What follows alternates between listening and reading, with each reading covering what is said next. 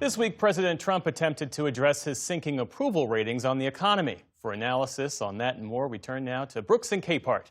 That's New York Times columnist David Brooks and Jonathan Capehart of MS Now. Good evening, gentlemen. So President Trump is taking on affordability after initially saying it was a hoax perpetrated by Democrats. He addressed drug prices today. He's taking that message on the road to battleground North Carolina. And of course, he delivered that speech to the nation on Wednesday night. And Jonathan, this speech comes at a moment when the president's approval ratings on the economy are soft. If the goal was to reset the political narrative heading into 2026, is this the way to do it? No, no, it's not. He literally screamed at the American people for what, 18 minutes, almost 20 minutes.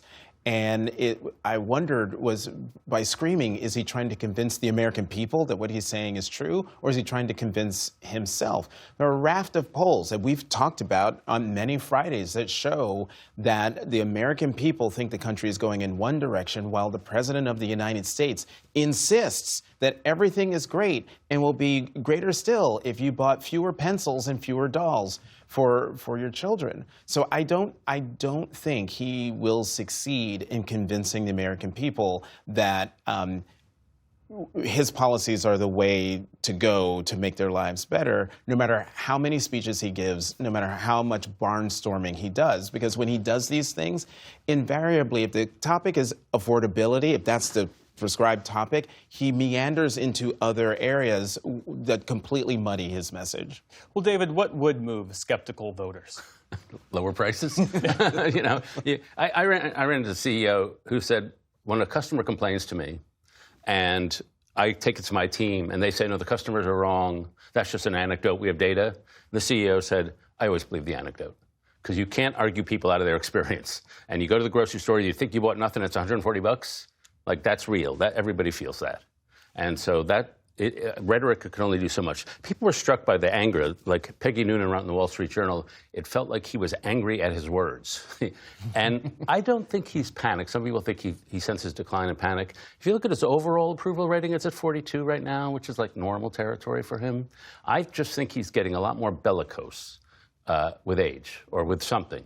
With stress. He's just a level of bellicosity at everybody and everything, including us, the American people. Well, let's talk more about that, because Republicans spent years telling voters to trust their eyes when it came to former President Biden's age and mental acuity. Are Democrats now justified in applying that same standard to President Trump? You referred to his bellicosity. There is certainly this growing disinhibition. You look at the Truth Social post after Rob Reiner passed away. You look at the way that he verbally abuses some women reporters. How do you see it? I have said many times at this table, even to questions that had nothing to do with his mental acuity, what about his mental acuity? If any other president had said what he had said or done what he had done, they would have been hauled out on the carpet, people asking questions, where are the doctors, let's see his medical records, and yet he goes on and does things like this. What he said in that Truth Social post, and then before cameras about the murder of Rob Reiner, was a low that I didn't even think he could reach. And yet he's, proven me wrong in trying to think that he has even a scintilla of a moral core.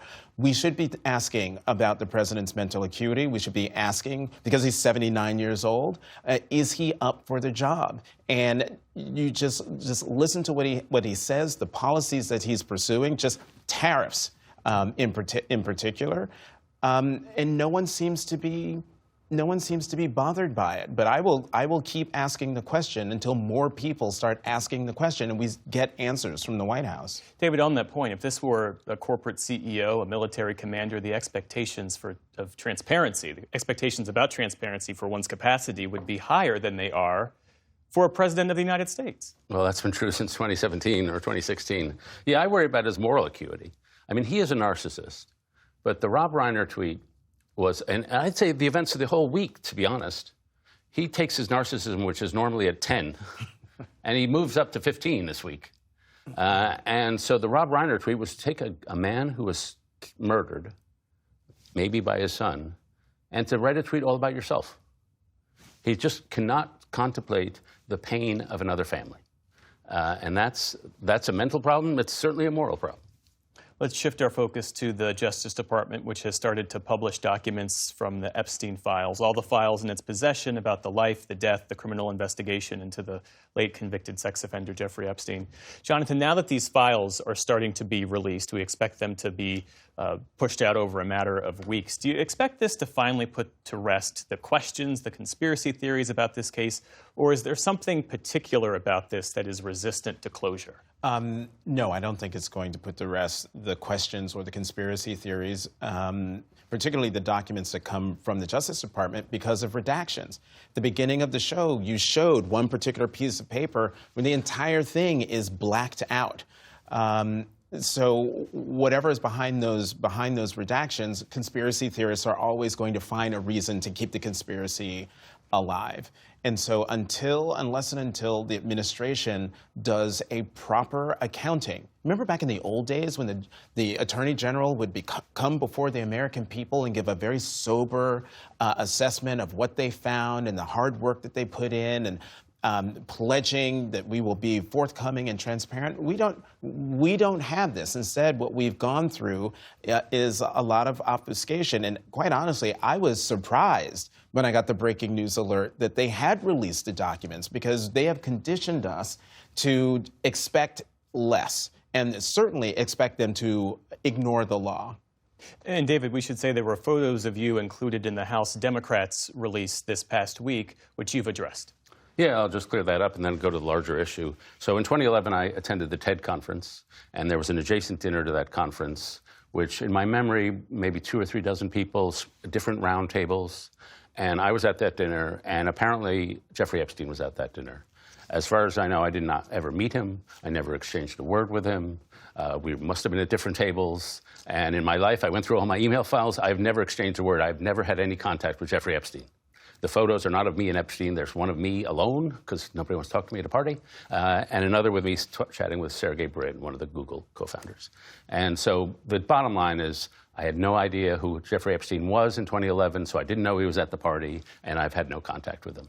On the larger issue of, when Ro Khanna was talking about all the women who want satisfaction, they want, obviously we all hope they get it. I would like to know why the FBI really did investigate this a lot.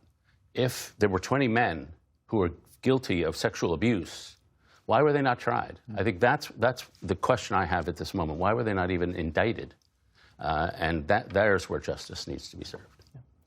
As we wind up our conversation here, I want to talk about the White House saying that President Trump has renamed, or rather, we should say it this way, Trump appointed members to the Kennedy Center board, and that board voted, the board says, unanimously to rename the Kennedy Center, as you see there, the Donald J. Trump and John F. Kennedy Memorial Center for the Arts.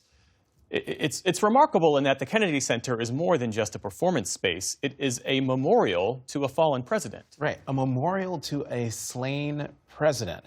And yeah, I take this to, back to the president's mental acuity, although this isn't him being crazy. This is him being a flat-out, full-born narcissist. He's already done it before. It's now the Donald J. Trump Institute of Peace. He's got an Arc de Triomphe-like thing that's going to go on the other side of the Memorial Bridge.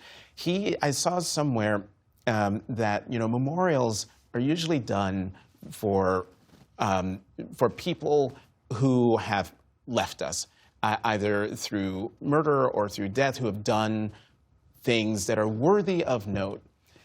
We have not seen, at least I haven't seen, a sitting president out there skipping through Washington, slapping his name on anything and everything. This is not normal.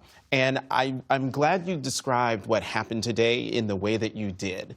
The center cannot be renamed legally by that Kennedy Center board or by the President of the United States. The fact that his name is now on the building, less than 24 hours of this happening, says to me that the president does not give a damn about the law on anything, whether it comes to that memorial or whether it comes to, boats off the coast of Venezuela or anything. Are we seeing an evolution here in how President Trump publicly asserts his power? That's well put. It is an assertion of power. You think, who else has big portraits of themselves all over? Mao Zedong, Stalin, Authoritarian leaders know that a certain part of the population likes it when they see their great leader idolized and venerated. I have a building right by my house in Capitol Hill, and it's Teddy Roosevelt and Donald Trump, gigantic portraits. And it does remind you of going back to the Stalin era. And so it is a form of psychological amassing of power to turn yourself into a demigod. And I think, as sad and pathetic as he makes it, I think that's what he's trying to do. David Brooks, Jonathan Capehart, thank you both for your insights. Thanks, Jack.